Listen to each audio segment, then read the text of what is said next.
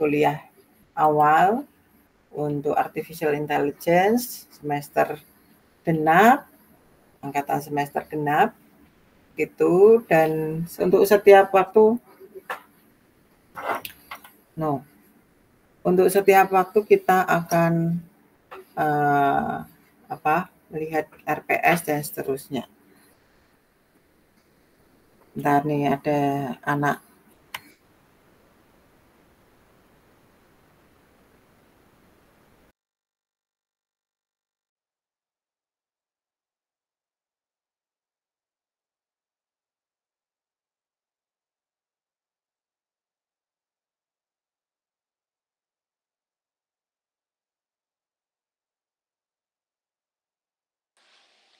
Bu, sorry masih di mute. Ya, oke, terima kasih. Jadi seperti biasa, ini RPS, kemudian tata cara belajar, luaran kuliah seperti apa, hampir sama, begitu nantinya dengan PDA, sehingga teman-teman bisa memanfaatkan kegiatan ini dari sekarang untuk mentargetkan satu semester itu punya luaran proyek gitu ya. Terlebih lagi kalau terkait dengan tesis jauh lebih baik. Jauh lebih baik karena bisa menghemat waktu ya. Oke, saya share dulu materinya, yaitu tentang RPS seperti biasa ya. Dan ini lagi-lagi RPS-nya di-generate dengan AI juga. Ini produknya Pak Surya. Begitu, jadi tanpa mengetik semua kata-katanya, tapi dengan code yang dibuat bisa menghasilkan RPS. Ya, jadi bagi yang di dunia pendidikan atau dunia pekerjaan yang sifatnya administrasi ini cukup bagus ya, misalnya untuk membuat SOP mesin misalnya, itu mungkin bisa ya, tapi terlalu rigid ya, rigid. Nah, kalau ini kan strukturnya sama ya, tidak terlalu detail, tidak rigid. Nah, ini kita perhatikan ya, setiap kali kegiatan kuliah itu terdiri dari tugas, TTS, dan tas.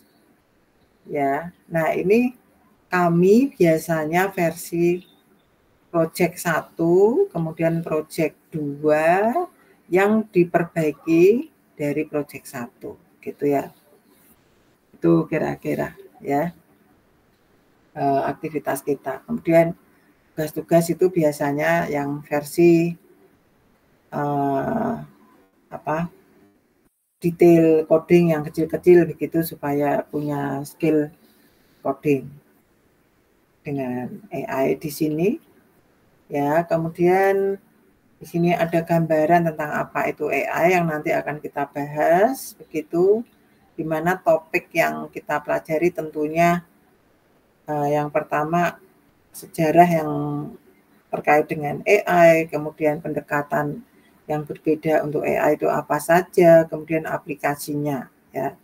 Nah, aplikasinya itu nanti diambil dari proyek yang sudah jalan, yaitu dari Denny ya, kemudian itu dari bisnis wallet maupun yang dari Denny juga bersama begitu, tetapi yang untuk gambar bisnis retail. Jadi untuk makanan-makanan di kantin ini kami sedang mengeksplor ya alatnya, kemudian mencoba untuk memanfaatkan di kantin begitu supaya bisa ada otomatisasi dalam pelayanan kantin ya. Ternyata banyak sekali yang ingin mendapatkan pelayanan semacam itu begitu, karena tidak bisa lagi dengan bayar cash untuk waktu istirahat misalnya 15 menit tapi melayani 1000 siswa setiap hari.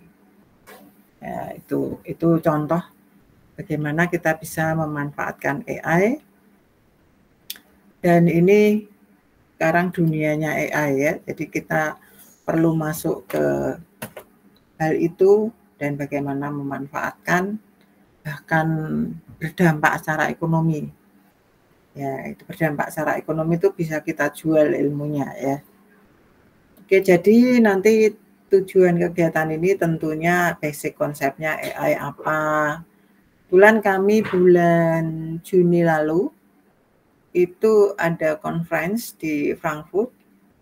Saya, Pak Surya, dan Denny ikut ya. Karena Denny berprestasi, berarti kita ajak untuk seminar di Frankfurt, sharingkan hasil kerjanya, dan di situ kami mendapat materi berbagai hal, isu-isu terkini tentang AI. Nah, filenya saya sudah punya koleksinya banyak sekali, gitu. Tapi nanti 1-2 saya tunjukkan, begitu yang membahas tentang AI ini, ya, basic konsep AI, terus apa saja, isu terkini apa saja, ada pembicara yang cukup bagus materinya untuk kita simak bersama, ya. Oke, kemudian demonstrate critical thinking and problem solving skills. Jadi tentunya ini yang terkait dengan proyeknya nanti yang teman-teman akan sharingkan atau dari data yang kami beri, gitu ya. Jadi kalau tidak punya data ya kami yang sediakan data untuk dimainkan, gitu ya. Nah, ini ada daftar buku, tapi saya kira nanti kita dinamik aja. Saya beri tadi yang di grup ada drive yang terkait dengan buku AI. Bahkan kami juga sudah membuat itu karyanya sebagian besar bersama Denny yang bisa kita manfaatkan ya dalam bahasa Indonesia yang memang dikemas bagi pemula, levelnya kita tentunya, levelnya kami, kemudian dari pengalaman dibuat buku ya. Oke, jadi seperti biasa kita di awal apa itu, dan di sini juga ada machine learning, ada deep learning, ada application AI, image processing, sound processing, NLP, kemudian sensor, data transfer. Ya, untuk yang pertama sampai ke 9 itu kita sudah punya contoh-contohnya, sedangkan automata itu belum kayaknya ya, kami belum ada. Cloud computing juga belum, sudah pernah sebentar, tapi kemudian tidak dilanjutkan. Ya, sudah pernah orang AWS untuk sharing, ya, menggunakan AWS untuk komputasi, tapi kayaknya dari sisi kami sendiri karena tidak berlanggan, sehingga kami tidak bisa melanjutkan ya. Ada mahasiswa yang bekerja menggunakan AWS, sehingga kita juga mempelajari waktu lalu angkatan 2021, tapi ini kita tidak kembangkan lagi. Ya.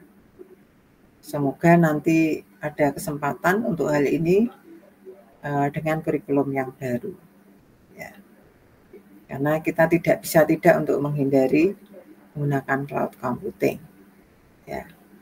Dengan AWS, Azure, tapi kita biasanya pakai Google Cloud Platform, misalnya yang dengan collab itu. Ya, selama ini masih seperti itu. Kemudian ini di sini ada project-project begitu ya. Ya, ini kira-kira yang di bawah ini bahasa Indonesianya tentang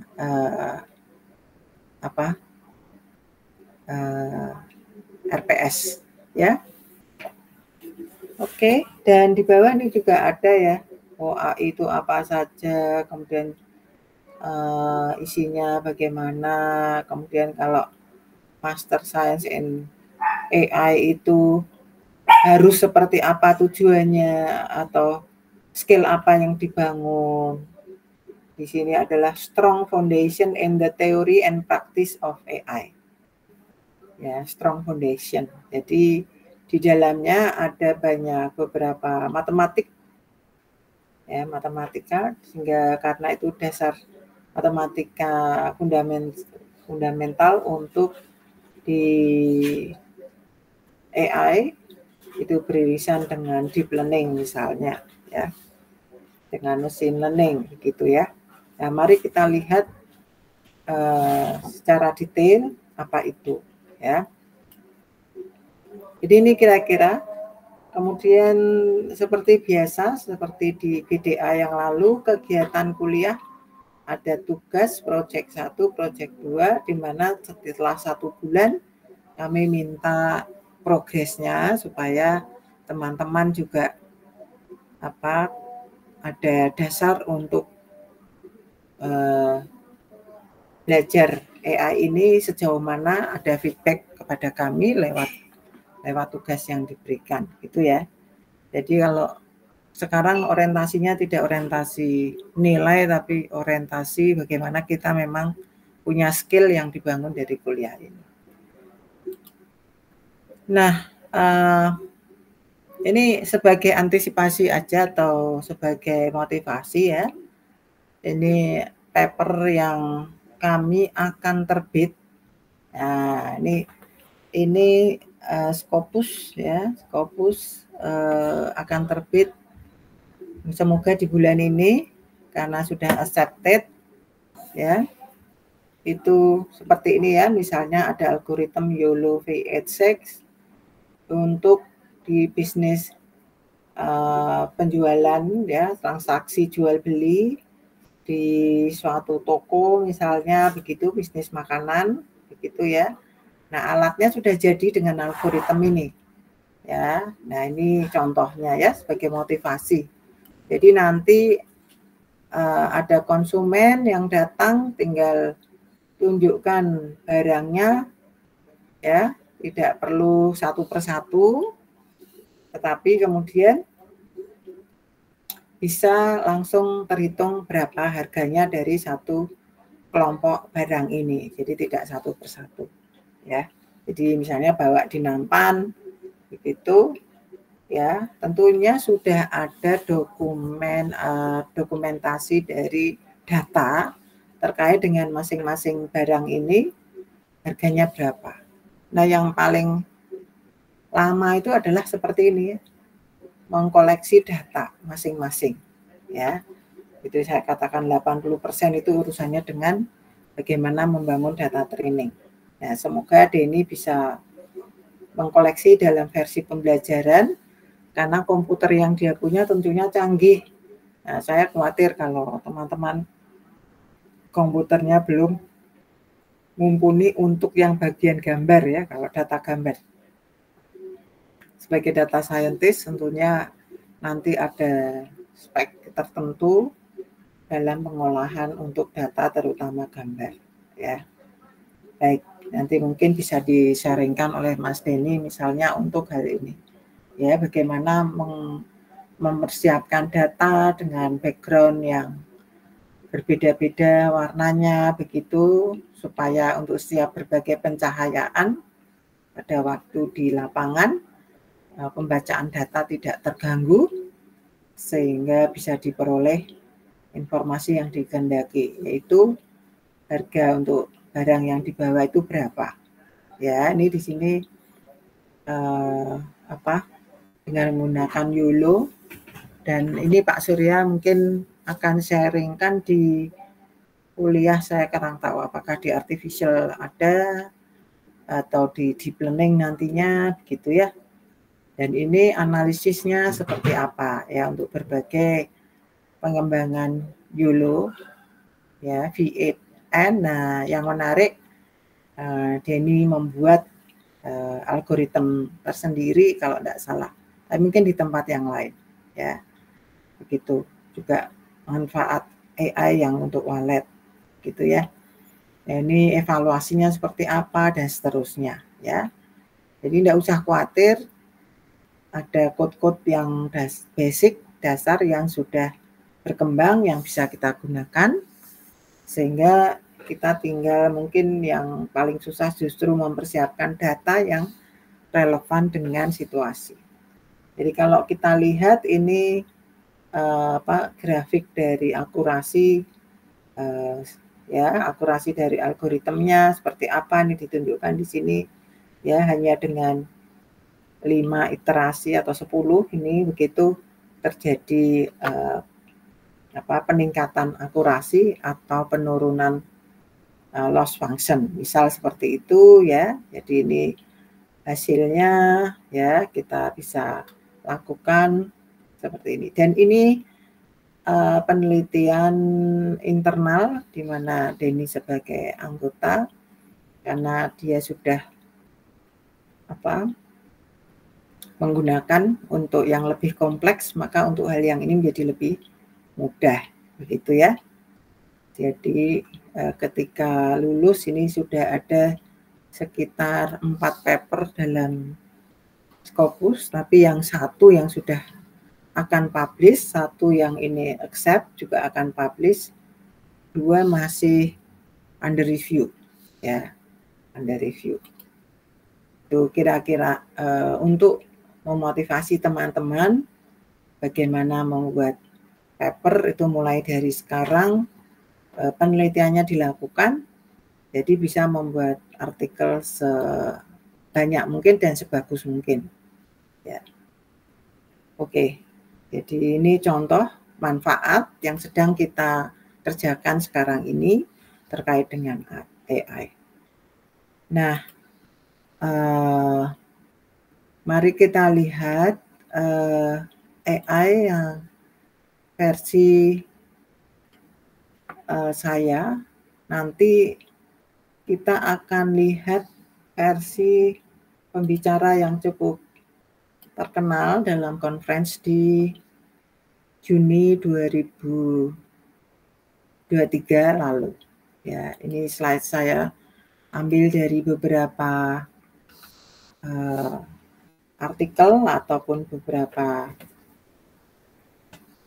materi yang diperoleh dari pembicara yang sudah ada di internet. Ya, apa itu AI? Ya, ini sederhananya ya AI untuk meniru tingkah laku manusia. Ya, meniru tingkah laku manusia. Nah, kita pernah dengar juga machine learning maupun deep learning. Mungkin di dalamnya ada neural network. Di sini kita melihat rumah besarnya itu artificial intelligence, di mana di dalamnya adalah machine learning. Jadi nanti di big data analysis kita menggunakan teknik-teknik di machine learning lebih banyak, sekalipun mungkin kadang-kadang beririsan ya dengan teknik yang ada di deep learning, yaitu dengan neural network, karena harus memberi contoh penggunaan artificial intelligence misalnya. Ya, jadi hanya untuk motivasi saja.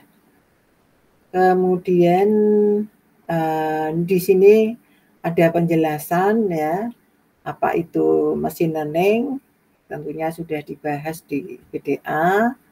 Ini salah satu jenis di AI untuk mengekstrak pola data, itu di machine learning. Ya, seperti yang saya sampaikan kemarin, PDA lebih menekankan pada eksplorasi data, ya. Kemudian kita ingin insight apa dari data, itu di PDA, sehingga tidak terlalu spesifik alurnya harus apa begitu ya, karena tergantung jenis data yang kita peroleh dan tujuannya. Nah, itu kita explore datanya, yaitu di machine learning. Kemudian tipe machine learning juga ada supervised, unsupervised. Kalau di sini ada terbimbing, tak terbimbing, ada yang begitu saya menerjemahkan. Ya, kalau ide dasarnya adalah supervised learning maupun unsupervised learning tergantung dari variabel target. Ada tidaknya definisi atau pelabelan dari variabel target. Ya, kalau tidak ada itu di unsupervised. Tentang definisi variabel dalam data science itu kita katakan biasanya dengan feature, ya, feature. Kemudian feature-nya apa? Kemudian target variabel apa?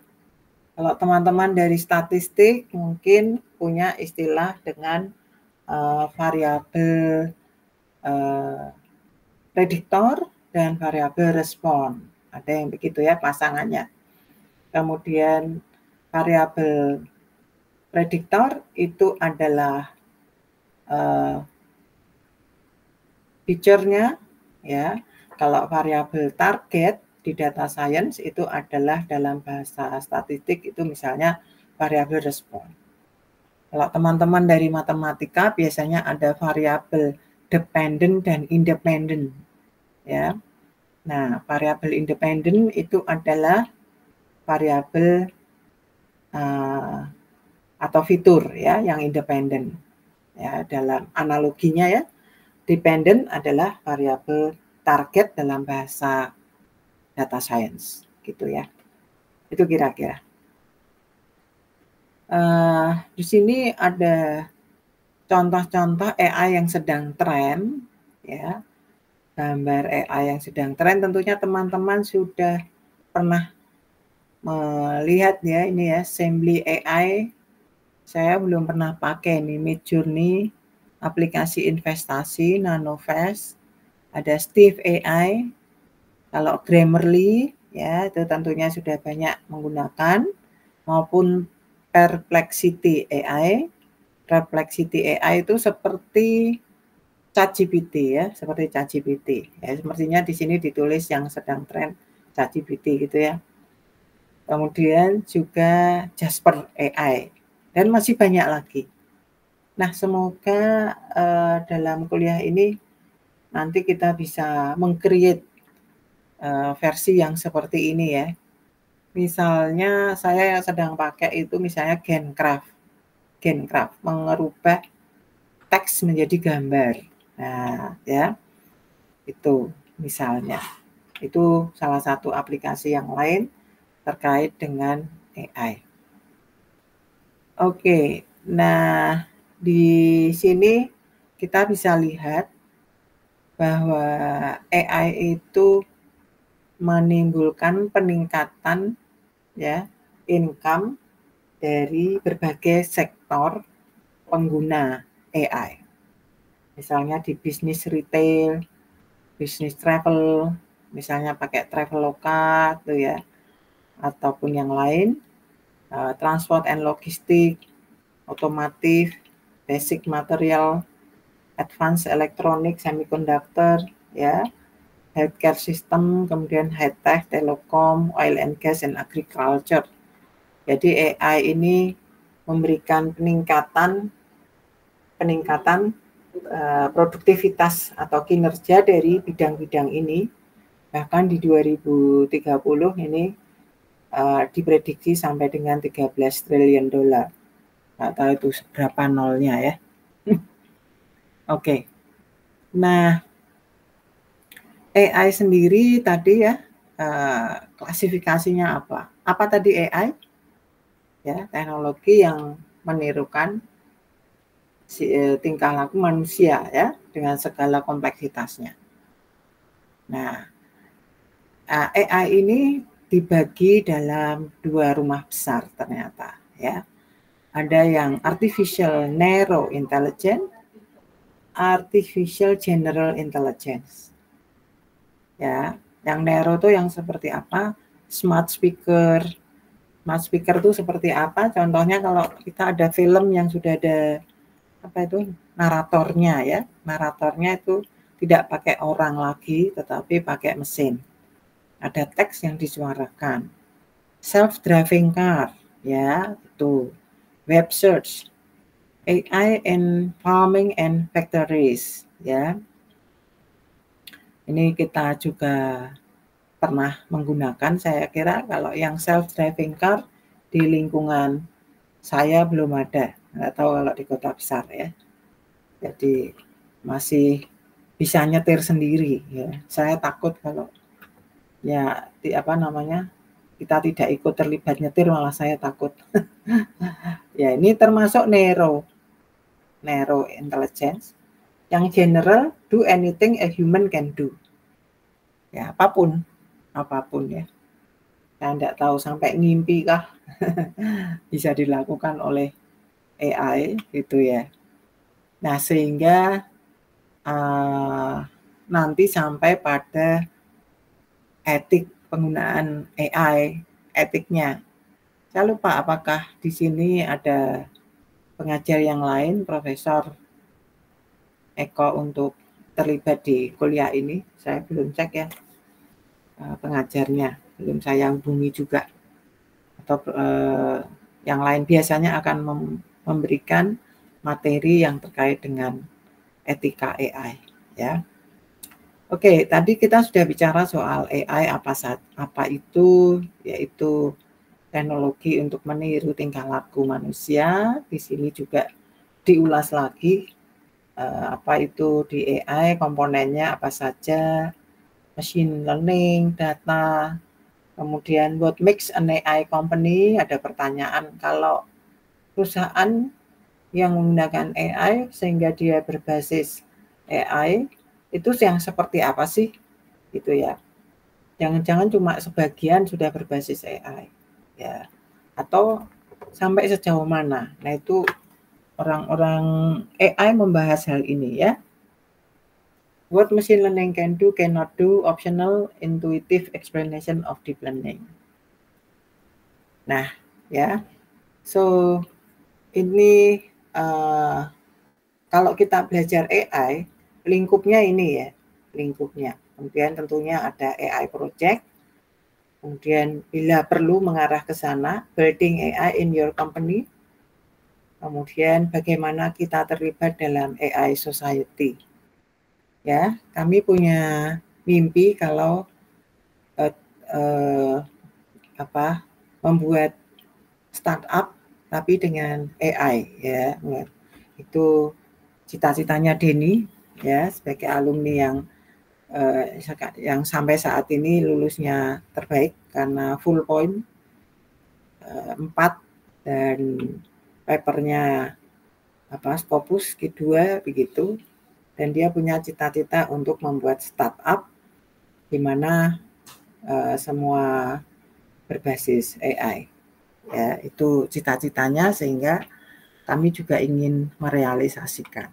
Ya, jadi kalau teman-teman ingin terlibat bisa ya, karena ini masih baru memulai. Gimana caranya? Yuk kita bangun bersama ya.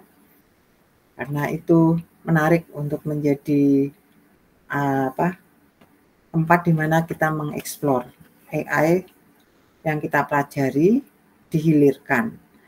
Nah, ini contoh tentang supervised learning ya. Kalau ada email output spam atau tidak ya, ini sehingga ada namanya spam filtering. Ini AI-nya. Kalau kita mengatakan AI, kemudian nanti di machine learning ada, ya termasuk dalam machine learning. Kemudian audio menjadi teks, sehingga ada speech recognition, kemudian translate English menjadi Chinese, machine translation, ya. Kemudian user info, kita pernah ya kalau buka sesuatu web, kemudian ada di pojok kanan bawah ada info, can I help you ya, di situ ada online advertising. Kemudian image, radar info, position of other cars, self-driving car ya. Kemudian misalnya image of phone ya, visual inspection ya. Ini contoh untuk supervised learning. Nah, apa yang terjadi sekarang? Ya, apa yang terjadi sekarang? Ternyata performance-nya itu terjadi peningkatan yang sangat cepat ya, sangat cepat. Kalau traditional AI, mungkin yang kita akan pelajari ini sudah hanya baru traditional AI, semacam ini ya, mengikuti garis ini pertumbuhannya. Ya. Kemudian ada jaringan small neural net. Ya, ada jaringan yang mempunyai teknologi AI begitu. Demikian juga untuk yang medium sampai large neural net. Dimana kemudian inilah perkembangan big data. Ya, kita bisa lihat bahwa dengan berkembangannya data juga diiringi teknologi yang berkembang, diiringi pula berkembangnya data. Berkembangnya data juga diiringi pula kinerja dari teknologi itu akan meningkat, gitu ya. Itu ekspresi dari mengapa sekarang berkembang AI, ya. Nah, ini what is data sih? Ya, kira-kira ini enggak perlu ya, teman-teman sudah paham semua ya. Tabel dari data, misalnya di antara bagaimana mengidentifikasi gambar kucing dan tidak kucing, ya, sehingga perlu latihan ya. Kita lihat mestinya nanti di internet ada coding yang terkait dengan hal ini atau koleksi gambar yang terkait dengan hal ini. Ya. Nah, juga kalau di yang kiri ini tentang bagaimana ukuran rumah dalam membangun rumah ya, square feet. Kemudian ada banyaknya ruangan, maka di sini ada penetapan harganya begitu. Ya, bagaimana menghubungkan antara input dan output. Ya, antara input dan output. Ya, ini kelihatan sedikit ya, tetapi tentunya perlu ada exercise yang besar. Tapi ini kelihatannya sedikit gambarnya, tetapi sebetulnya di balik sana adalah big data. Juga acquiring data. Acquiring data itu kita mengeksplor data lah sederhananya. Tentunya untuk mendapatkan algoritma yang betul, tentunya perlu ada data yang dilatih, sehingga perlu kita koleksi secara manual, label, ya. Misalnya kucing, tidak kucing, kucing dan tidak kucing, ya, dengan berbagai macam variasi yang ada untuk meningkatkan ketelitian, ya, seperti itu. So, ini penggunaan atau perkembangan AI ini juga tentunya terkait dengan IT, ya, saling berinteraksi begitu ya, use and misuse data. Di situ kita harus namanya pre-processing data begitu ya. Bahkan di sini katakan don't throw data at an AI team and assume it will be valuable. Karena mungkin kalau AI team ya hanya menggunakan mesinnya, tetapi nilai-nilai data yang mungkin kita anggap tidak bermakna, ternyata bermakna gitu ya. Jadi tetap kita simpan data aslinya ya. Ya, data is messy ya. Ini harusnya ada di big data ya. Di big data ya, karena garbage in, garbage out, data problem, incorrect label, missing values, multiple types of data ya, tipenya unstructured, image, audio, text gitu. Nah, kemudian bagaimana machine learning dalam kaitannya dengan data science di situ ya. Ini adalah slide dari pembicara yang bulan Juni lalu saya copy di sini ya, bagaimana kita melihat AI dari versi machine learning ya. Tadi saya sebutkan berapa harga membangun rumah begitu, dengan banyaknya kamar, tidak hanya banyaknya kamar tetapi ada banyaknya kamar mandi. Terus kalau new renovated atau tidak begitu ya, bagaimana harga ditetapkan. Nah, ini contoh perlu ada AI system. Demikian pula ya, ini sama ya begitu. Nah, ini contoh deep learning, ya, gambarannya itu biasanya ada gambar-gambar bulat-bulatan yang menggambarkan neuron. Di sini ada ilustrasi yang menggambarkan tentang saraf-saraf yang terlibat di dalam neuron. Ini nanti di kuliah semester 2 ya, semester 2. Itu semester ganjilnya mahasiswa yang sekarang. Itu kita belajar neural network dan deep learning. Mungkin di semester selanjutnya ya deep learning. Kita neural network dulu. Ya. Ini contoh untuk kasus yang sama tetapi dengan kompleksitas yang tinggi, kita perlu meningkatkan algoritma dan itu ditunjukkan oleh deep learning misalnya seperti itu. Nah, sehingga di AI ini banyak alatnya ya, banyak alatnya. Jadi kita menggunakan machine learning dan data science. Data science itu menurut saya rumah besarnya begitu, di mana di dalamnya ada AI ya, deep learning atau neural network ya. Kemudian ada kata-kata yang model-model yang nantinya berinteraksi ya, misalnya kita reinforcement learning, unsupervised learning, graphical model, planning, knowledge graph dan seterusnya. Ya. Itu akan muncul sehingga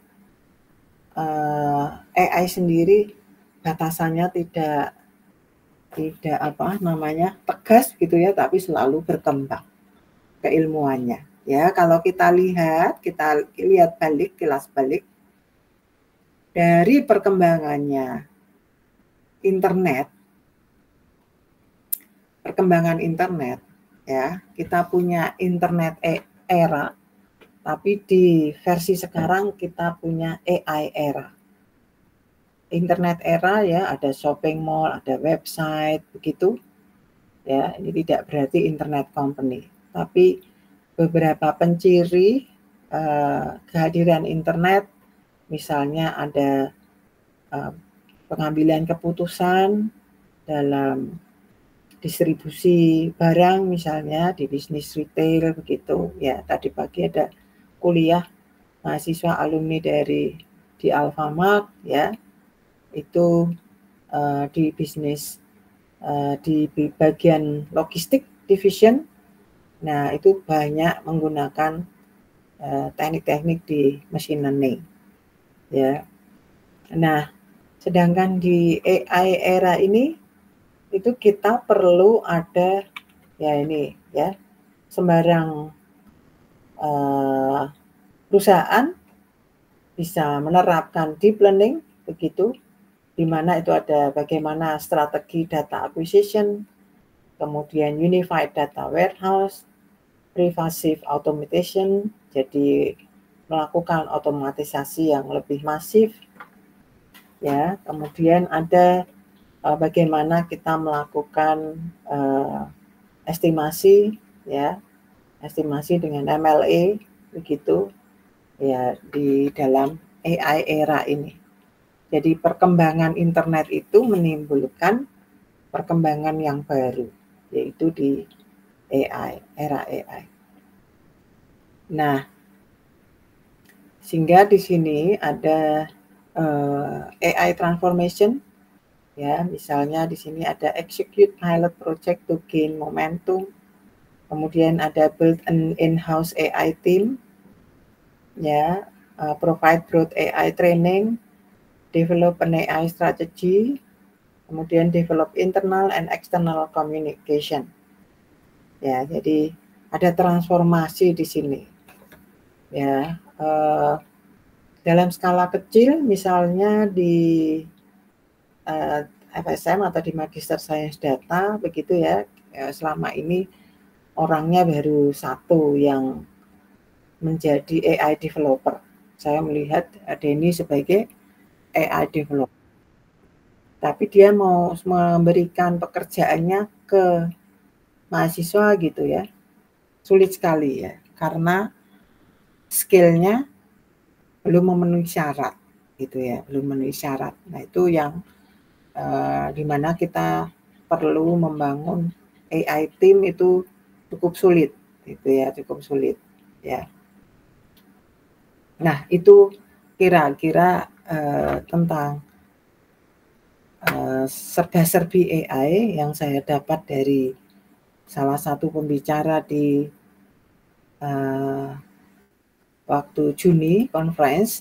Nah, ini saya tunjukkan materialnya, saya kira ya. Bentar. Ya, ini dari Serbia, nih Mladen David Zik, University of Belgrade. Ini PDF ya, saya inginnya yang PPT aja. Ya, nanti akan saya tunjukkan beberapa slide-nya ya. Jadi kita overview bayangan kita tuh kalau AI itu yang gimana sih?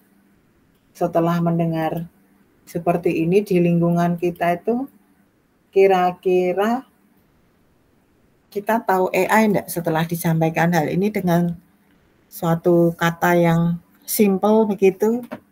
Mungkin Sanli, Deromi, ask yourself, do you know what AI is? Kalau dari penjelasan ini, AI menurut bayanganmu jadinya kayak apa sih atau apalah? Kalau tadi kan segala sesuatu yang terkait dengan tingkah laku manusia gitu. Nah, menurutmu kalau kita di lingkungan AI itu yang kayak apa? Kalau dari saya sih tentunya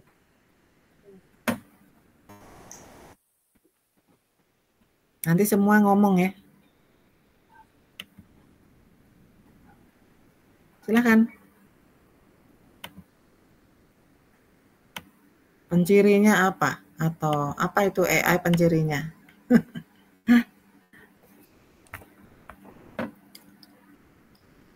kalau dari saya sesuatu yang dibuat untuk mempermudah pekerjaan manusia.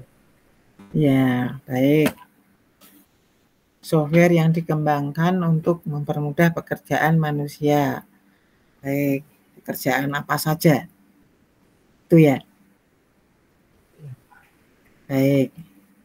Terima kasih. Ada lagi pendapat Mas Jordi? Supaya ada interaksi ya, nggak saya ngomong aja. Ada suara, Bu? Ya, dengar. Oke. AI itu sistem yang dibuat untuk menyelesaikan masalah dengan cara berpikir manusia sih, Bu. Ya, menyelesaikan masalah dengan cara berpikir manusia. Ya, mungkin ada yang lebih ekstrim lagi. Apakah menggantikan manusia atau tidak? Fahru Rosi. Monggo, Mas. Ya, kalau saya, menurut saya rasanya belum sampai ke tahap menggantikan manusia, Bu. Namun kalau menurut saya dari penjelasan Ibu tadi terkait dengan AI itu belajar dari historical data, menemukan pattern, kemudian memprediktif masa depan, Bu. Oh, baik. Ya, terima kasih. Jadi masih belum menggantikan manusia. Eduardus Albert. Monggo. Halo, Bu. Ya. Ya. Mungkin menurut saya masih belum menggantikan, hanya mempermudah doang, Bu. Hanya Mempermudah. mempermudah. Ya, apa yang akan apa yang manusia biasa lakukan, pekerjaan manusia yang sifatnya berulang mungkin. Oh, baik. Ya, baik. Ini dengan dari teknik sipil ya, pernah mungkin berurusan dengan alat-alat berat, itu mestinya saya pernah lihat di TV ya, waktu itu misalnya ada alat berat yang kemudian didesain dengan AI, dalam arti berarti ada robot begitu yang mengangkat alat berat yang lain ke mobil untuk bisa diangkut misalnya itu ya. Baik ya. Apa yang terlintas di kepala sekejap ketika AI? Jordi. Gambar apa yang terlintas sekejap ketika ada AI gitu? Apa? Nggak kedengaran? Gambar. Ya. Robot mungkin, Bu. Oke, robot. Baik ya. Itu yang langsung teringat di kepala kita ya. Yang langsung. Jadi seolah-olah AI itu ekspresinya adalah robot secara gambar ya. Kalau tadi aktivitas yang dibicarakan. Oke, ini pernyataan yang mungkin versi bahasa Inggris pendalaman yang cukup berat begitu sehingga saya lewati saja. Ya, jadi label AI ini become overloaded ya. Jadi sehingga pengertiannya berbeda-beda tentang AI. Bahkan mungkin di kepala kita begitu AI gambarnya apa ya? Robot. Nah, gitu ya. Nah, kemudian ada interdisiplin, nature AI, kemudian menyebabkan ini ada masalah tentang ownership ya. Ownership problem. Karena dia dibuat, kemudian ada pengembangan teknologinya ya, sehingga ada masalah ownership-nya ya. Kemudian juga datang pula ChatGPT ya. ChatGPT ini sebagai robot teks. Robot teks misalnya ya, yang kemudian menggemparkan para akademisi juga. Saya pengajar matematika, saya tanya kepada siswa atau mahasiswa ya, mahasiswa untuk menggunakan ChatGPT, saya minta, kemudian mereka langsung sekian halaman jadi dalam waktu yang tidak begitu lama ya dalam mengerjakan tugas. Tapi apakah mereka punya pemahaman yang bagus dengan apa yang diberikan oleh ChatGPT? Itu yang sulit untuk dideteksi ya, selain dari pertemuan. Ya, jadi ini menjadi tantangan saya sebagai pengajar, baik pada level yang lebih rendah, bagaimana ChatGPT ini selain membantu, tapi juga mungkin membuat kita tidak bisa terlepas ya malahan. Ya, seperti saya kalau ngoding saya langsung tanya ChatGPT ya supaya cepat gitu. Nah, kemudian AI ini dibawa ya, ini ada pernyataan orang-orang nih, Nisa Arya Ahmed, ini mungkin dirujuk karena orang hebat di bidang AI. Bring up AI in a room and people minds wonder to shiny robots will take care our jobs, a lot of science fiction or a lot of science fiction. Ya. Jadi kita sudah lihat ini AI, tapi kita punya dua ya tadi ya di slide yang awal. Ini versi orang yang lain itu punya 3. Jadi tadi yang narrow ya. Specialize in one area, one solve one problem. Ya, one stage one. Kemudian general AI, kemudian yang super intelligence AI. Ya. Kalau waktu lalu tuh ada yang namanya quantum ya. Quantum machine ya. Jadi misalnya pekerjaan itu harusnya dikerjakan sampai sekian ratus tahun, tapi hanya bisa dikerjakan dalam beberapa waktu saja oleh mesin tersebut. Ya, ini artificial super intelligence ya. So an intellect that is much smarter than the best human brain in practically every field. Jadi bahkan dia melakukan lebih baik, lebih cerdas dari orang yang terbaik pada setiap kasus itu atau kasus yang dicermati. Jadi mau dikasih pekerjaan apa dia langsung cepat, ya lebih cepat, ya. Oke, nah ini teknologi landscape yang berkembang di AI ya kita bisa lihat ini ya, ada autonomous system, machine learning, deep learning, neural network, pattern recognition, natural language processing, chatbots ya, chatbot sering kita lihat, real time emotion analysis ya. Misalnya sudah digunakan misalnya di kepolisian atau di psikologi gitu ya. Kemudian virtual companions ya, virtual companions, real time universal translation, jadi ada penerjemah, kemudian control gaming ya. Kemudian di sini ada cognitive cyber security, neuromorphic computing, robotic personal assistant, autonomous surgical robotic, ya, next gen cloud robotic, ya, ini AI, teknologi AI yang berkembang, yang di list, yang di dalamnya tentu banyak kompleksitas dari masing-masing ya. Kita belum sampai pada robotik ya. Saya berharap 10 tahun ke depan ini teknologi yang robotik sudah ada di lab kami ya. Misalnya di lab kita. Nah, saya ingin mungkin teman-teman ingin membuat begitu ya. Nah, ini cukup mahal memang ya perangkatnya, tapi mungkin robot dalam arti seperti yang saya jelaskan tadi, yang untuk retail tadi sudah ya, tapi yang sifatnya ada lebih pada bagian tubuh manusia yang diekspresikan dalam mesin begitu. Misalnya anak saya waktu itu tangan yang digerakkan, dikoding untuk mengambil roti. Nah, itu salah satu pembelajaran dalam robotik yang dia ikuti hingga membuat robot dengan robot tangan saja, ya, belum seluruh tubuh manusia. Oke, ya. Nah, ini saya kira kita karena sering melihat gambar ini jadi cukup jelas ya bagaimana perkembangan keilmuannya.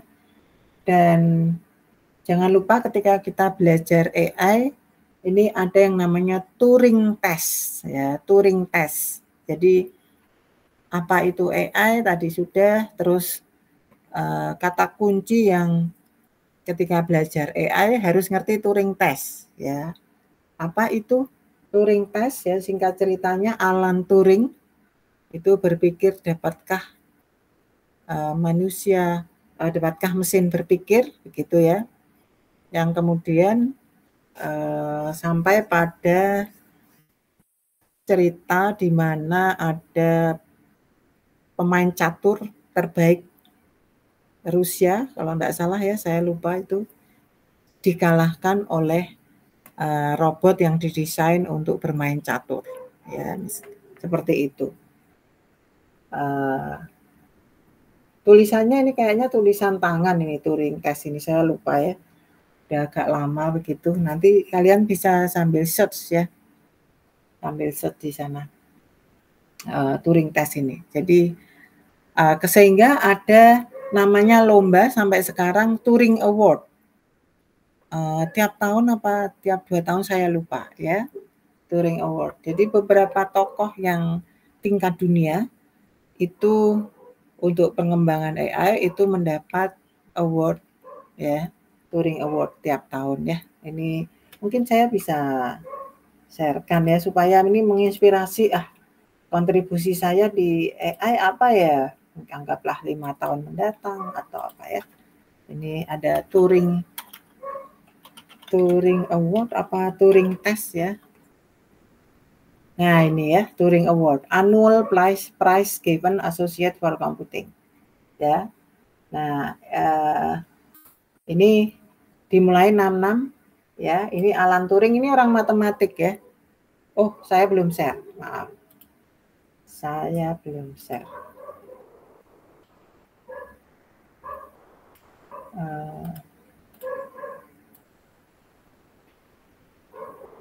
Ya, ini jadi yang belajar AI tidak boleh tidak tahu siapa Turing, Alan Turing ya. Ini orang matematik ini ya.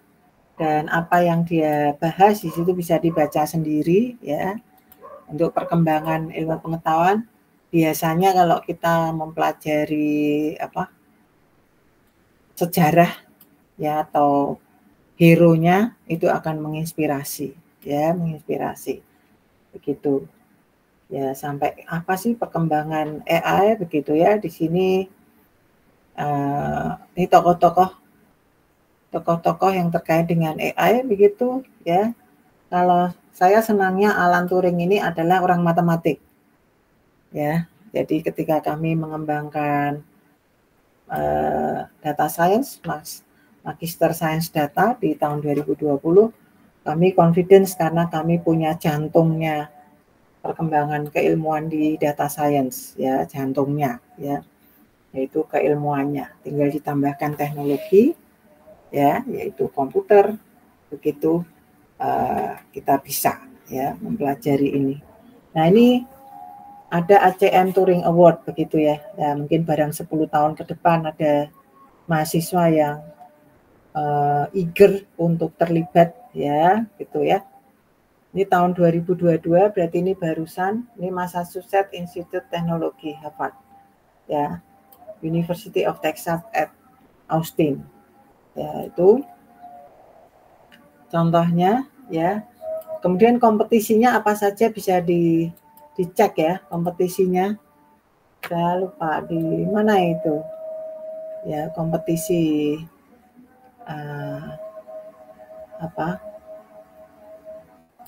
Turing Award ini. Competition Turing Award. Ada berbagai kompetisi secara, nah ini ada winner prize gitu ya. Gak apa-apa ya, kalian mengimpikan dulu ya. And the award Turing gitu, Nobel Prize of Computing, 1 million prize ya. With financial support provided by Google. Ya, siapa tahu dengan belajar di sini kalian ingin mengarah ke sana ya, ke Google misalnya begitu ya. Nah, ini pengembangnya ya tentang ACM Turing Award ya. Ada juga lomba-lomba yang lain yang terkait dengan perkembangan AI, misalnya di Kaggle Award ya, yang sifat. Denny pernah coba ikut, waktu itu kayaknya kalah di mana ya, saya lupa ya. Kaggle Award for Machine Learning Reproducibility Challenge ya. Nah, ini ya. Ini silahkan ya. Ini competition ya, karena itu menjadi ajang untuk kita bisa bertemu dengan orang-orang yang mengembangkan diri di bidang ini. AI salah satunya atau machine learning ya. Seperti itu. Nah, jadi mohon untuk satu platform Kaggle ini mahasiswa juga mempelajari. Ya, nanti mungkin diberi pelatihan oleh Pak Yohanes ya, penggunaan Kaggle, atau nanti saya minta teman atau mahasiswa untuk mengisi agar punya akun Kaggle begitu ya. Kami sudah ada akun Kaggle tapi jarang digunakan. Jadi idenya nanti tesisnya mahasiswa itu datanya masuk di Kaggle begitu ya. Ini kompetisinya ada di sini, macam-macam, di mana data-data dan code-nya itu ada ya. Nah, ini di sini ada banyak untuk latihan. Situ ya, Denny pernah masuk ke sana ya, kemudian hadiahnya berapa dan seterusnya. Oke. Itu silahkan ya, mengembangkan diri atau mengambil data dari sini untuk bermain atau bahkan untuk riset ya. Oh, ini ada March Machine Learning Mania ya, forecast ya. Ini pernah ikut, tapi yang versi Indonesia kalau nggak salah ya, saya lupa ya, yang hampir setara ya, seperti itu. Sehingga masuknya ada pada base idea. Saya lupa penyelenggaranya itu siapa. Ya. Oke, jadi kami menanti generasi yang lebih lanjut lagi untuk juga tidak hanya di kuliah, tapi juga mengembangkan diri di kompetisi-kompetisi yang ada di internet. Balik ke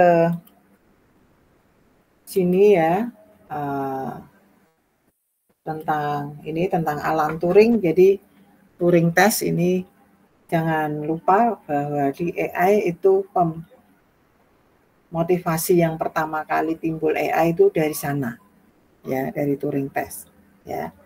Dan kemudian kalau digambarkan apa itu AI secara himpunan seperti ini, ya, oh ternyata ada ini ya ceritanya, ya. Alan Mathison Turing, London, Inggris, peneliti matematika komputer dan pahlawan perang Inggris.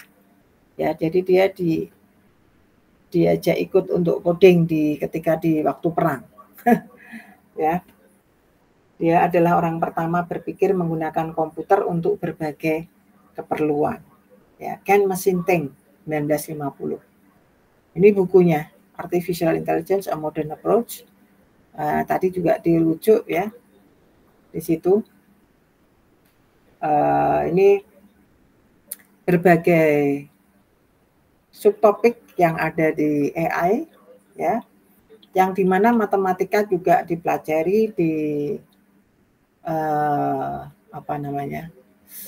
komputer juga ada ya. Misalnya kita pernah dengar juga genetic algorithm itu di matematik, misalnya fraktal gitu ya, fuzzy system di matematik juga ada, vision ya, sehingga terkait dengan gambar, pattern recognition begitu ya. Jadi ini adalah dengan perkembangan teknologi, maka ilmu-ilmu yang sudah ada pun juga berkembang ya. Nah, ini bagaimana perkembangan software ya. Kalau waktu yang lalu seperti ini ya, kalimat atau kata kunci yang muncul, application, program, operating system, script, shell, batch file, ya, compiler, daemon, service, dan seterusnya. Ya, 2010 itu kita punya app ya. Sekarang kita punya AI ya. Punya segala sesuatunya dengan AI. Oke. AI or what? Ya, ini ada ilustrasi dari penulis ya. Kalau kita menggunakan statistik ya, kita hanya melihat seperti ini ya. Kemudian ketika ada machine learning ya, lebih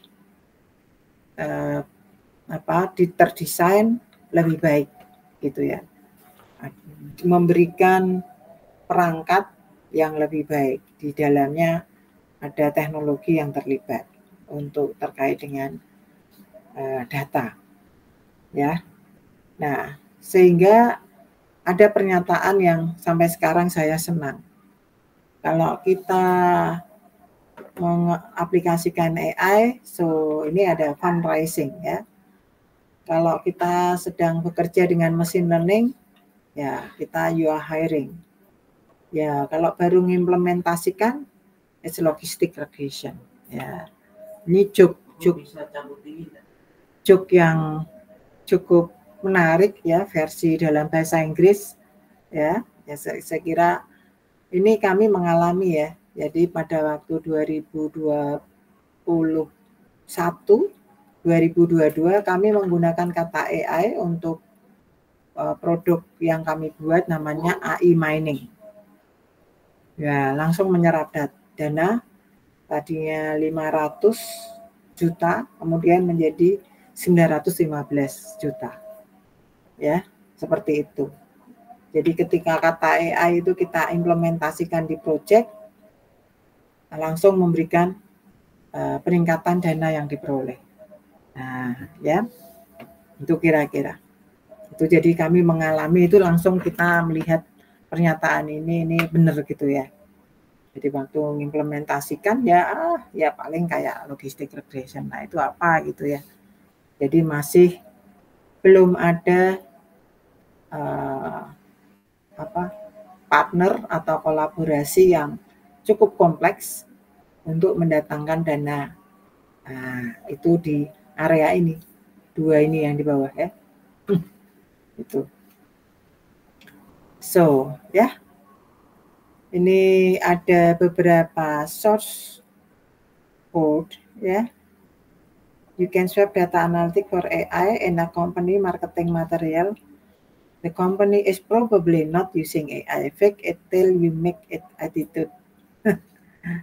Ya, misalnya saya sendiri merasa belum menggunakan AI ya. Artinya, benarkah saya sudah mengembangkan AI? Ya, mungkin hanya menggunakan atau membaca dari literatur saja. Perangkatnya dibuat atas nama AI, tetapi ternyata tidak seperti yang diharapkan. Ya, hanya namanya, gitu ya. So, ini kira-kira interseksi berbagai kacamata perkembangan AI. Ada statistik, pattern recognition, neurocomputing, machine learning, data mining, database. KDD itu saya lupa ya. Nah, data mining ini yang old version, di mana menjadi mata kuliah tersendiri ya di kuliah semester ini ya, sehingga beberapa kata kunci itu beririsan seperti di machine learning ya dengan data mining. Enggak apa-apa ya. Jadi memang seperti itu pertumbuhan ilmunya ya. So, kemudian di sini dituliskan bagaimana AI lagi dibahasakan ya. Jadi imitate intelligent human behavior while improving its own performance. Jadi tidak hanya robotik, tapi sebagai perilaku intelligence, an autonomous machine. Autonomous machine itu artinya mesin yang dimana tidak tergantung dari waktu, tapi bisa menggambarkan perilaku atau sebagai otak mesin. Bukan badannya ya, bukan badannya, tapi otaknya. Yang bisa menyetir mobil, bisa main game, dan mengerjakan begitu kompleks pekerjaan ya. Perform diverse sophisticated jobs. Oke, itu kira-kira ya. Kemudian prosesnya seperti apa sih? Ya, prosesnya seperti apa? Mungkin yaitu data yang dalam SQL, jadi ada data dalam database begitu, atau mungkin kemudian kita combine dalam satu single source ya, dari berbagai data itu kita combine dalam satu sumber, kemudian kita memodelkan data. Nah, sebelum memodelkan tentunya kita bersihkan data. Bahkan it should all be numeric. Jadi artinya kalau teks ya kita numerikan gitu ya, supaya bisa diformulasikan ya untuk kesimpulan pengolahan datanya secara objektif. Kemudian jadi di pembersihan data. Nanti di big data juga sama ya. Kemudian bagaimana kita membangun algoritma untuk melihat pola data. Ya, melihat pola data ya, modelnya ya kita buat yang kemudian menjadi produk. Begitu, menjadi produk. So user or other process call the safe model to make prediction. Jadi ada pengguna yang lain yang nantinya tanpa melihat proses ini, mereka bisa menggunakan modelnya untuk melakukan prediksi. Ya, seperti contoh di depan tadi, misalnya ada orang yang menggunakan tadi yang belanja menggunakan perangkat yang dibuat tadi ya dengan YOLO tadi, kemudian kita tidak perlu lihat codingnya, langsung taruh barangnya, maka dapat diperoleh harganya.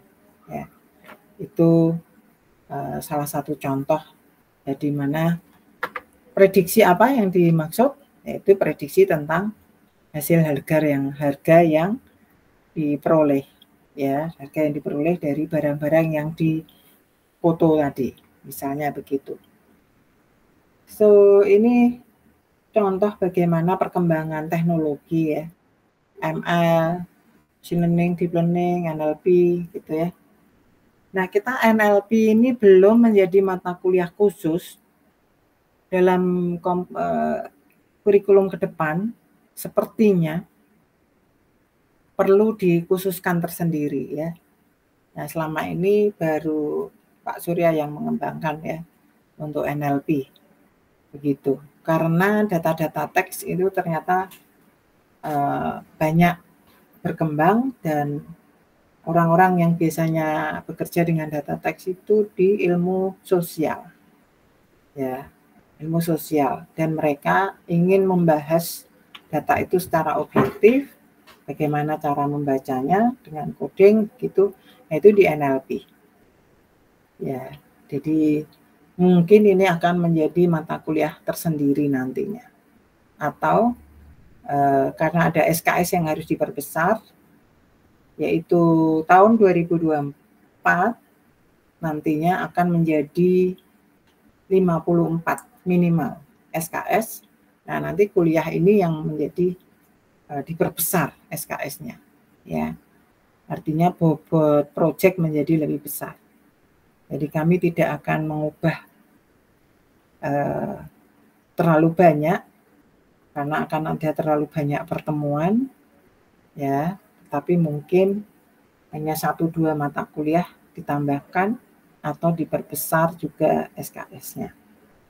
Ya, karena 54 SKS untuk minimal lulus.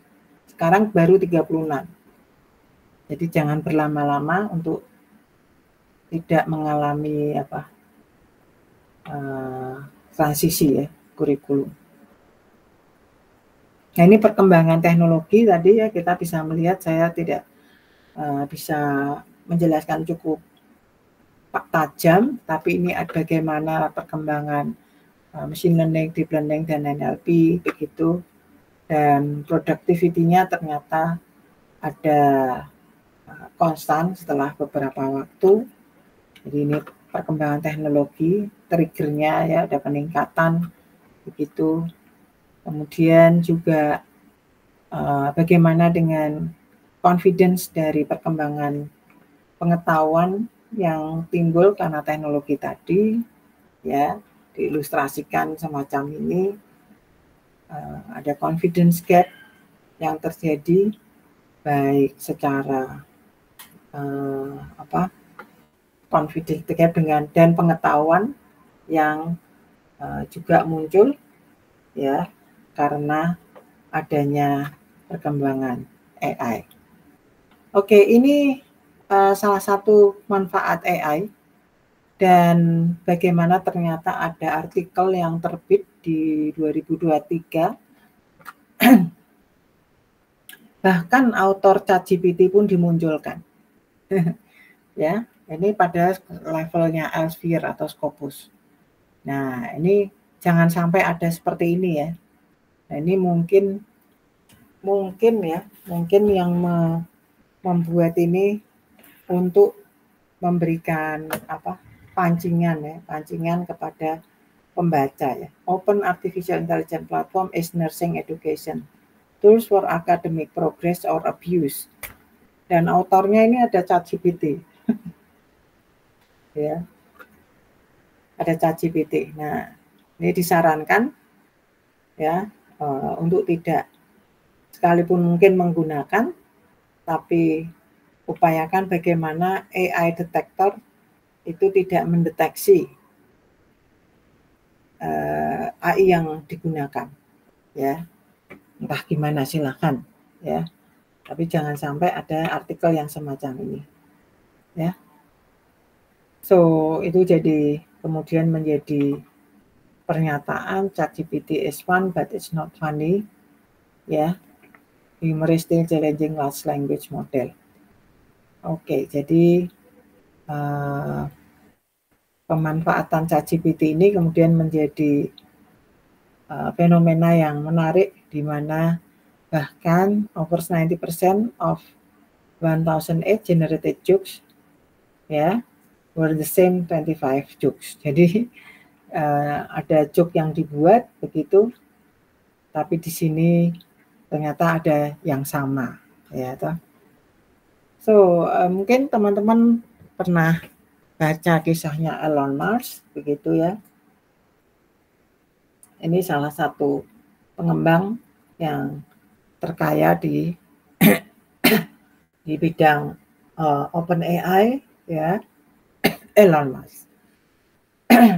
So kemudian sekarang kalau kita lihat AI sekarang, so kemudian pertanyaannya, AI pada waktu mendatang itu yang bagaimana?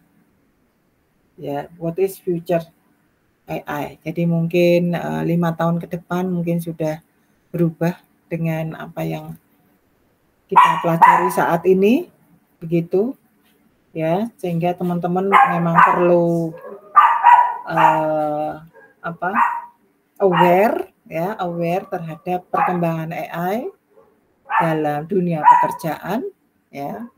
Sekarang ini, ya, ada weak AI yang tadi kita sebut traditional AI hype, itu saya tidak paham ini AI hype, tapi di sini bahwa selanjutnya AI perlu diadopsi pada society yang besar, bagaimana ada dominasi, ya, dominasi deep learning, deep neural network, natural language processing and robotic, human-like AI technology, ya, application and success in narrow domain. Kemudian ini adalah AI artificial general intelligence at a global level, dan seterusnya, ya. Kita bisa lihat mendatang seperti apa, ya.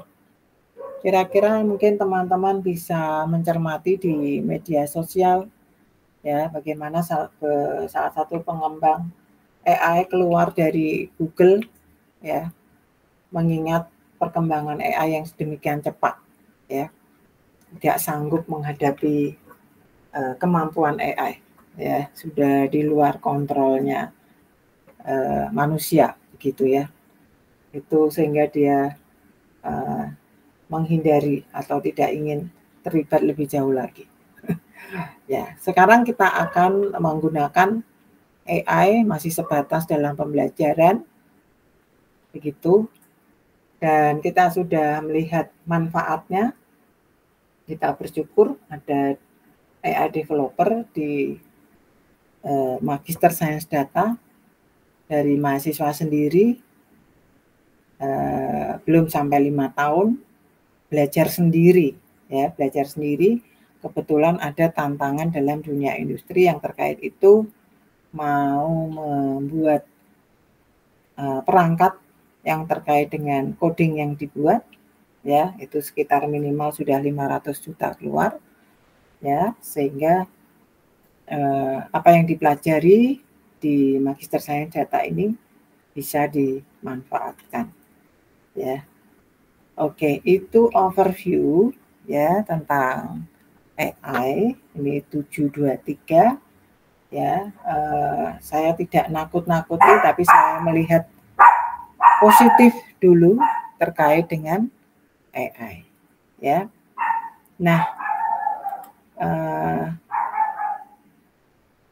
beberapa materi ada juga yang terkait dengan, ya, AI etik ini, ya, contohnya, tapi saya tidak akan bacakan lagi secara detail, teman-teman bisa lihat sekilas, tapi saya yakin kalau tidak dibacakan, mungkin teman-teman juga nggak baca ya karena waktunya mungkin dengan pekerjaan begitu ya. Ini ada pembahasan AI etik. Jadi di luar sana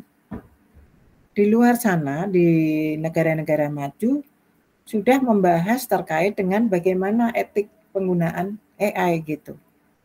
Ya, kita belum banyak ya. Belum banyak. Jadi masih belum merasakan dampaknya secara global. Ya, secara global. Jadi masih melihat dampak positifnya. Sehingga kita senang kalau ada ahli AI yang bisa berkembang ya. Ini ada AI etik dan literatur review dan dibahas lagi bagaimana ya. Dan itu masuk di area pembelajaran kita sebetulnya. Cuman tadi saya tidak ungkap di RPS, tapi saya minta nanti Prof yang akan, Prof Eko enggak salah, kalau beliaunya ingin atau mengisi ya, saya tidak tahu apakah akan mengisi di etik AI. Ya, oke. So, jadi untuk sementara waktu ini kira-kira bagaimana perkembangan riset, ya, future challenge begitu ya. Ya, ini tentang etika AI ya. Dan masih banyak lagi, saya share saja materi yang kami peroleh di bentar ya. Ini ada di sini. Belum. Bentar. Mana itu? Ya, teman-teman bisa overview. Nah, ini ya. Ya. Ini ya, materi keynote speaker, terus ada beberapa speaker yang lain. Nah, ini keynote speaker tadi saya ambil yang ini tadi ya. Kita lihat ya. Nah, kalau keynote speaker nih cukup dalam begitu. Jadi ini saya simpan supaya menjadi materi kuliah memang ya. Karena kami ke sana cukup mahal untuk hadir di sini begitu, untuk kuliah, untuk seminar ya. Per orang sekitar 12 juta kalau untuk ngomong. Gitu. Padahal ngomongnya 20 menit. Bisa dihitung 1 menitnya berapa. Ya, itu kira-kira. So, tadi sebentar. Materi all speakers, oke. Saya share ya. Jadi silahkan dimanfaatkan. Ya, overview enggak perlu dihafalkan, tapi kita tahu bahwa ternyata orang begitu ini aware terhadap perkembangan AI. Nah, ini kalau punya Denny itu mana ya? Ini yang punya Denny. Ini contoh yang punya saya, punya Denny. Nggak tahu ada di sini apa enggak. Oke, ya ini sebagai bagian terakhir. Ya, bagian terakhir untuk sharing saja. Sharing yang sudah dikerjakan. Share slide. Slide-nya gimana toh view-nya? Saya lupa ya. Kalau ya ini. Slideshow Bu di samping share pojok kanan. Slideshow. Oh ya. Ya ini ya. Ya ini. Kami waktu itu beraktivitas ada mahasiswa. Kemudian ada apa ini? Ada dari BRIN ya. Profesor Yohanes, Pak Gede, Pak Triatmoko. Kemudian dari Elektro juga Tantia Rumaksari, dan ada Putri. Ini kami tim ya, ada berapa nih? Ada Pak Hindri dari FTI, itu sekarang jadi profesor. Kristoko juga dari FTI, sekarang juga sudah profesor. Begitu kita mendesain alat yang disebut AI mining ya. Nah, idenya atau mimpi besarnya sebetulnya kita menempatkan alat itu di beberapa lokasi di Salatiga, di Jogja, di mana dengan perangkat itu, kemudian kita bisa memonitor gas-gas yang ada di sekitar, termasuk terutama gas-gas rumah kaca. Ya, gas-gas rumah kaca itu apa toh artinya? Yaitu gas-gas yang menyebabkan perubahan iklim. Nah, ada 6 gas yang mendasar yang disebut gas rumah kaca, ya. Misalnya di situ adalah gas CO2 tentunya, kemudian ada gas NH3, NO2 begitu ya. Dan saya lupa nih namanya, apalagi ada 6 ya yang didefinisikan oleh pemerintah sebagai gas yang menyebabkan perubahan iklim. Gitu. Dan penelitian ini merujuk pada target pemerintah Jokowi waktu itu di tahun 2020 menghendaki adanya bagaimana keterlibatan G20 dalam menghandle climate change gitu ya. So ini bagaimana nilai project ya, nilai project tahun 2021 dan tahun 2022, dan ini menurut orang yang mendengarkan, oh lumayan nih, cukup besar nih ya. Jadi kita bisa lihat AI ini fundraising ya. Kita menyebutnya AI mining itu alpha version, kemudian pada 2022 itu sebagai beta version. So ini sebagai proyek yang cukup besar dibandingkan dengan beberapa proyek yang menggunakan data di dana dari kedai reka gitu ya. Jadi pengusaha-pengusaha juga bisa ya masuk di sini ya gitu. Dan ini mahasiswa yang terlibat, yaitu yang dari APS itu mahasiswa S2 ya, mahasiswa S2 yang tetapi juga sebagai mitra begitu ya. Nah, kalau sekarang program namanya adalah program dana padanan ya. Kami tahun ini mendapat tapi sedikit ya, kalau sudah pernah dapat banyak tuh dapat ratusan juta masih sedikit. Yaitu untuk pengabdian yang mengenakan alat yang dibuat Denny untuk dengan aplikasi untuk klasifikasi sarang burung walet yang mentah. Ya, jadi ini alatnya, ini gambaran alatnya ini cukup kecil ya, sederhana seperti ini gitu. Kalian bisa lihat di YouTube-nya ya. Ada. So kita buat air quality sensor.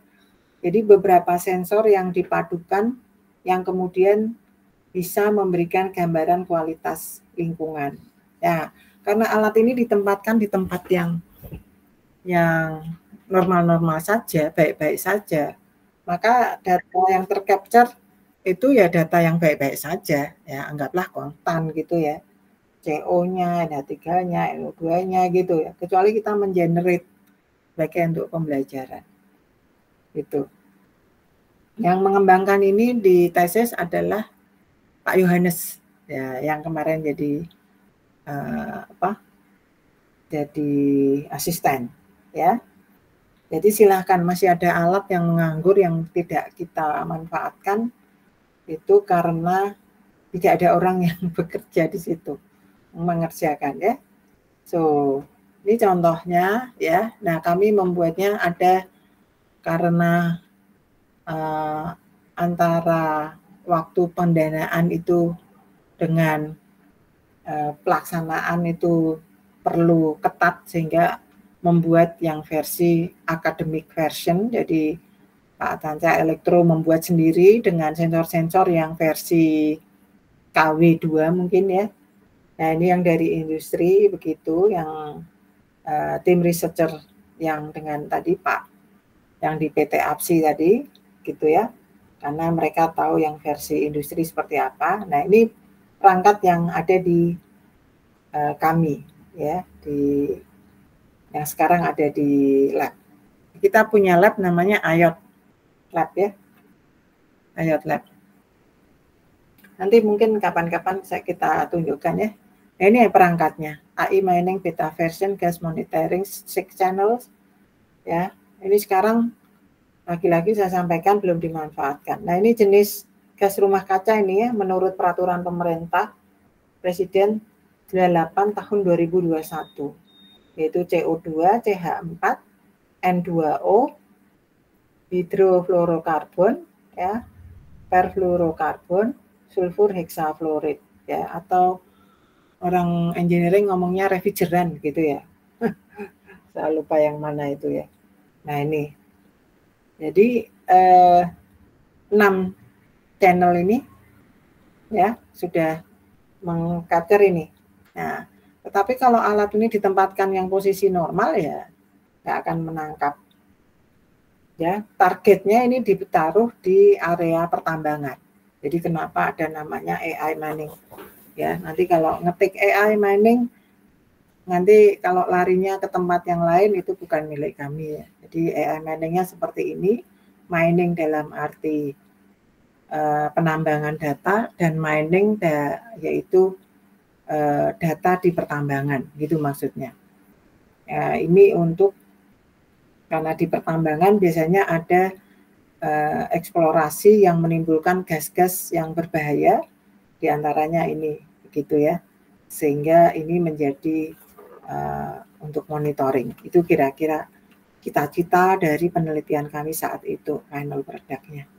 Ya, nah ini tampilannya ya, outlook gas sensor, insight-nya seperti itu ya. Kemudian outdoor tripod mount ya, ini pas pembuatan. Nah, ini tim ya, ini juga yang dari PT APSI ada 2 mahasiswa S2, di mana yang satu adalah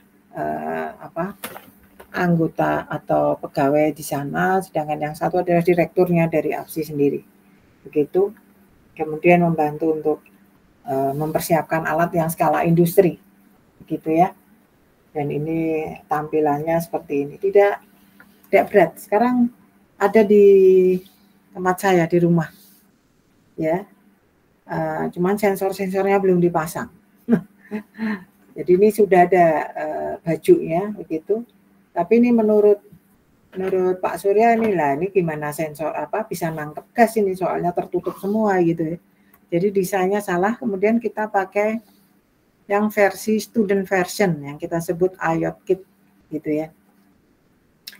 Nanti di kuliah Internet of Things gitu, sayangnya teman-teman jauh-jauh nih, saya nggak tahu bagaimana Internet of Things nanti diperkenalkan, karena teman-teman jauh-jauh, pasti harus buat sendiri-sendiri ya, tidak bisa didanai untuk membuat perangkatnya.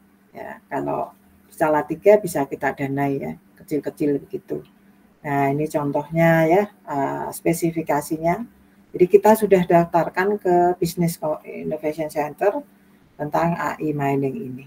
Ya, ini bagaimana ini kemudian tampil dibungkus bagus, tentu saja kemudian tidak bisa menangkap gas dengan baik selain lingkungannya normal. Nah, ya. Nah, ini sensor gas tentatif, yaitu yang versi tadi, yang versi student tadi, yang akademik tadi, begitu, yang sudah ada. Kemudian ini Electronic Security HPCB ya, bagaimana desainnya dibuat ya, kemudian perangkatnya apa saja itu. Nah, ini contoh ya. Kemudian ini ada berapa ini ya, MQ2, MQ4, MQ9 dan seterusnya ini yang dikoleksi AI Mining Alpha itu terdiri dari berbagai jenis sensor yang dikombin, termasuk suhu dan kelembapan DHT11 ya. Dan ini salah satu hasil tampilan tahun 2021 ya, ini ternyata ada 2024 ya di PT SAP ya.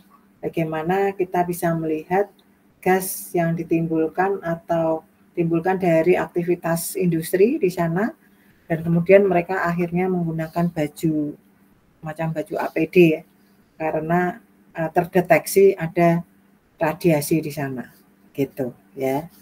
Nah, ini salah satu manfaat bagaimana penelitian berguna di dunia industri. Yang kemudian ini matematikanya, ya, ada sensor 1 sampai 5, ya, bagaimana keterkaitannya satu dengan yang lain. Nanti kita belajar ya bagaimana mengukur bagus tidaknya dengan kata confusion matrix, kemudian kata kuncinya ada accuracy, sensitivity, specificity, F-measure, begitu ya, untuk hasilnya ya, silahkan ya. Dan ini yang versi yang seharusnya sudah ada di app saya, kemudian alatnya sudah kembali di saya, sudah ada di rumah ya, yang kemudian bisa kita buka, tapi karena ini sekarang tidak diaktifkan ya, data yang tercatat adalah data yang masa lalu gitu ya, masa lalu. Jadi ini kalau kita klik nantinya, maka akan muncul profil dari gas-gas ini gitu ya. Ini satuan-satuan yang muncul saat itu, saat diikut 11 November 18 ya, jam sekian. Oke, ini contohnya ya, bagaimana tampilan dari profil datanya begitu, dan prediksinya, dan bagaimana kita memanfaatkan untuk pembelajaran S2 ya. Jadi ada mahasiswa S2 yang menggunakan ini, yang kemudian ini sebagai luaran dari tesis mereka ya, salah satunya. Jadi tesis itu bisa didesain beberapa mahasiswa ya. Ini ini mahasiswa, tapi karena penulisnya yang aktif saya, mereka boleh lulus menggunakan ini, tetapi nilainya tidak maksimal A. Ya, jadi maksimalnya AB. Tapi karena ini yang proceeding, tapi kita tidak pakai ini, tapi yang menggunakan ada Scopus G4 ya, untuk sebagai syarat lulus, accepted gitu ya, paling tidak. Nah, ini proceeding waktu itu ya, tapi di IEEE. So, jadi data yang kita peroleh bisa menjadi untuk perkuliahan, untuk tesis. Ini dekati dengan LSTM, long short term memory. Ya. Ini kemudian ada AE Manning Beta yang dengan PM10 dan 10 dengan PM2.5 itu sekarang digunakan oleh Pak Yohanes ya. Ini contoh aplikasi begitu. Cukup kali ya. Udah habiskah? Ini udah lama ya saya menggunakan ini. Oh ya, jadi cukup itu ya. Nah, ini contoh bahwa kita sudah baru menggunakan ya, baru pengguna, bukan pengembang AI tapi pengguna ya. Ada teknik yang ada di AI, kemudian kita manfaatkan, dan itu pun masih base project, belum continue, belum sustain, karena ketika tidak ada mahasiswa yang meneruskan ini, maka saya tidak bisa melanjutkan ya, karena waktu saya sendiri juga tidak mungkin bisa fokus ke sini ya. Itu kira-kira, semoga mahasiswa bisa memanfaatkan pertemuan kita di sini untuk perkembangan kompetensi masing-masing di dalam pengerjaannya, sehingga kami berharap mahasiswa bisa mengembangkan kinerjanya di tempat kerja, kompetensinya dengan kuliah ini ya, yang terutama yang kami berikan di AI ataupun di yang lainnya selama S2. Nah, sebagai closing statement mungkin dengan tambahan materi begitu, adakah yang punya gambaran baru dari materi yang diberikan? Pak Fahru Rosi, silakan sebelum ditutup. Jadi lebih luas Bu untuk pemahaman saya terkait dengan AI. Mungkin kalau saya ada pertanyaan, Bu. Kalau model gali datanya dengan web scraping itu sebenarnya etik gak ya, Bu, untuk di akademik? Misalkan saya sebenarnya ada gambaran yang tadi contohnya untuk memprediksi harga properti gitu ya, Bu. Ya. Tapi saya web scraping dari data kayak e-commerce properti yang ada saat ini. Jadi ntar bisa collecting, dapat luasan, harga, berapa kamar tidur, berapa kamar mandi, terus kemudian berapa letak lokasinya di mana, di kabupaten mana atau di kota mana, itu apakah etik gak ya, Bu? Ya, web scraping ya itu salah satu bagian teknis yang perlu dalam pengambilan data nantinya gitu. Baru kemudian teknik pengolahannya ya seperti yang saya sampaikan tadi di machine learning itu atau di deep learning ada tadi long short term memory, kemudian ada lagi ya kalau itu datanya teks ya nanti NLP begitu seperti apa yang di situ muncul itu dia punya data teks tapi juga punya data numerik. Ya ini menarik ya. Jadi web scrapingnya sudah mengerjakan begitu? Dulu pernah ngerjain, Bu. Oh baik. Jadi kalau mungkin tanpa sengaja sebetulnya teknologi yang di AI sudah digunakan. Cuman karena itu kita kata kunci yang muncul adalah web scraping gitu ya. Jadi itu kan web scraping itu semacam teknologi data mining begitu ya. Ya, yang dari web misalnya. Ya, menarik sih kalau mau dimulai lagi begitu nanti dilempar ke kami kemudian kita exercise sama-sama gitu. Boleh, Bu. Berarti sebenarnya kalau web scraping tuh legal aja, Bu ya? Maksudnya diperkenankan aja, Bu? Iya, enggak masalah tuh. Oke. Iya, gitu. Jadi silahkan ya. Karena itu kan di TI ya biasanya kita berikan, tapi itu tadi beririsan. Teknologi yang ada di TI dengan di AI beririsan. Cuman kalau di TI itu lebih pada pengembangan software. Ya, kalau kita reasoning-nya gitu ya. Di kami lebih reasoning-nya. Gitu. Tetapi jadi memberi bajunya itu adalah orang TI. Kalau saya menangkapnya seperti itu. Supaya bisa dijual. Baik, ini menarik. Silakan nanti. Jadi silakan teman-teman memberikan isu terkini. Nanti saya tinggal merintah Pak Surya. Tolong belajar ini Pak. Beri contoh yang terkait dengan isu yang diberikan mahasiswa. Ya, terima kasih untuk masukannya. Edwardus Albert Winarto. Sekarang bekerja di properti juga kan ya? Atau apa? Distributor apa nih? Suaranya belum. Oh. Ya. Saya bekerja di pabrik, Bu, bagian produksi, Bu. Oh, bagian produksi ya. Iya. Tapi belum menggunakan AI atau ingin menggunakan AI atau ingin menggunakan data science atau machine learning? Belum menggunakan AI, Bu. Nah, itu makanya kuliah di sini ya. Iya, makanya saya sih ada gambaran, Bu, kayak bisa nggak produksi, nanti produksinya kita maksimalkan dengan bantuan AI. Kan sekarang kan kayak produksi sendiri kan kita banyak kendala istilahnya. Nah, makanya kendala-kendala itu bisa nggak diatur seginian rupa, dimodelin, dibikin, dan di-run sama AI, Bu. Ya, baik. Produksi apa ya? Kertas, Bu, saya.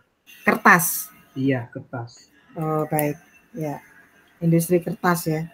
Iya. Jadi nanti mungkin bisa share ke Pak Surya ya. Mungkin data itu share ke Pak Surya supaya menjadi bank data untuk latihan. Oh, oke, Bu. Nggak rahasia kan? Coba, ya.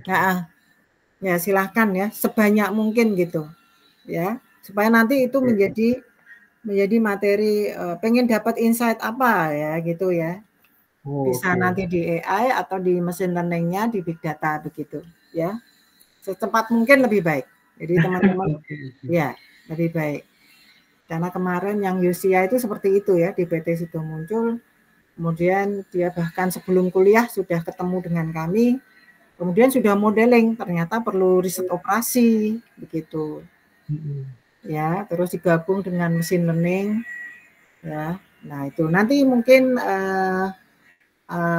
Yosia akan share, lebih baik di kelas Big Data Analysis aja, supaya karena pesertanya lebih banyak, yang lebih realistis gitu ya. Ya, dia masih kuliah baru akan semester 2 ini gitu kan. Baik, Jordi. Terima kasih ya. Jadi tolong dipersiapkan data untuk kita exercise. Jordi, sebelum kita masuk. Ada tambahan? Kayaknya yang rencana awal kalau mau lanjutin punyanya Mas Denny. Denny, ya tentang sarang walet lah Bu. Kayaknya mau belok. Mau belok, oh ya, boleh, nggak apa-apa, nggak harus di situ. Soalnya mulai April kayaknya udah dapat pekerjaan itu desk collection sih Bu, tapi perusahaannya perusahaan jual barang elektronik begitu, tapi kayaknya memungkinkan dapat data buat omset begitu Bu. Jadi kayaknya mau belok ke bisnis intelijen. Oh ya baik, nggak apa-apa. Bisnis intelijen berarti sama Pak Prof Didit ya. Prof Didit, ini Pak Didit ini baru dapat profesorship apa nih? SK-nya hari Kamis ini. Jadi kita punya 2 profesor ya. Profesor Pak Adi Setiawan, Profesor Adi Setiawan dan Profesor Didit. Nah, mereka di bisnis intelijen untuk mengembangkan bisnis intelijen. Oh, sama Prof Adi juga, Bu? Ya, karena dia di statistik ya. Jadi kami beririsan begitu, tapi supaya terlihat fokusnya begitu Prof Adi Setiawan di bisnis intelijen, karena itu ada data mining di situ begitu, dan statistiknya itu Prof Adi. Ya, nah kalau saya profesorshipnya sedang menunggu, sedang menunggu. Jadi mungkin dalam beberapa bulan ke depan. Nah, kita targetkan untuk Pak Surya 2 tahun lagi. Jadi tentunya nih kompetensi kita makin bagus. Tentunya ada interaksi dari mahasiswa dan kami harapkan hasil pekerjaan mahasiswa adalah menjadi cerminan dari kinerja kami ya, dengan tempat di mana mahasiswa bekerja. Jadi nanti mahasiswa akan menjadi mitra kami ya dalam bekerja. Begitu. Dalam akreditasi gitu ya. Jadi selain mahasiswa tapi statusnya sebagai mitra. Baik, terima kasih. Jadi sudah ada 2 paling tidak yang menjadi tantangan begitu, tapi kalau mau di-share dalam bisnis intelijen pun, mau di-share dengan AI seperti apa, silahkan ya. Silahkan. Jadi memanfaatkan kami untuk sebagai R&D-nya teman-teman semua ya, research and development begitu. Ya, sebagai partner risetnya, tempat dari teman-teman bekerja. Silahkan ya. Sehingga nanti di-share ke pimpinan yang lebih atas, oh ya betul ya, kacamatanya cukup objektif, hasilnya bagus dan seterusnya. Baik, terima kasih. Kemudian Senli di Romi, silahkan mungkin dapat insight apa setelah kedua ini? Tambah bingung kah? Sementara mungkin masih bingung mau ambil apa yang akan diimplementasikan dalam tesis nanti. Oh, ya. Baik. Ini tidak terkait tesis, maksud saya any comment dari pertemuan materi kedua ini, mungkin makin bingung apa itu AI atau ada pencerahan. Sebentar masih bingung sih kalau saya. Ini masih nanti saya coba pelajari ulang. Ya, baik. Ini Senli belum bekerja ya? Belum. Nah, ya. Saya sarankan sih sambil bekerja ya, melamar pekerjaan. Sementara cari-cari pekerjaan sih. Oh, baik ya. Boleh di sekolah karena kan dari pendidikan matematik ya atau matematika ya. Betul ya? Iya. Ya, jadi silakan sambil mengajar, nanti memanfaatkan AI yang versi pendidikan itu juga boleh ya. Begitu. bagaimana pemanfaatan AI di pendidikan. Tentunya memang agak berat karena mungkin itu butuh jaringan yang cukup canggih sehingga bisa membuka platform-platform yang bagus ya, yang sedang up to date untuk dimanfaatkan oleh para siswa. Begitu. Jadi silahkan ya. Kenapa saya menyarankan mahasiswa bekerja? Karena dengan bekerja itu memanfaatkan waktunya menjadi lebih efisien ya. Karena ada tekanan pekerjaan gitu. Selain itu, masalah yang timbul dari pekerjaan bisa dikomunikasikan bersama dengan kami untuk menjadi pengembangan ilmu pengetahuan yang kami pelajari sehingga teraplikasi langsung terkait dengan teman-teman semua. Gitu ya. Ya, ini cukup lama ya untuk teman-teman menerima sehingga saya tutup dulu nih. Mohon maaf ini tadi harusnya di stop ya bagian keduanya ya. Sehingga saya downloadnya tidak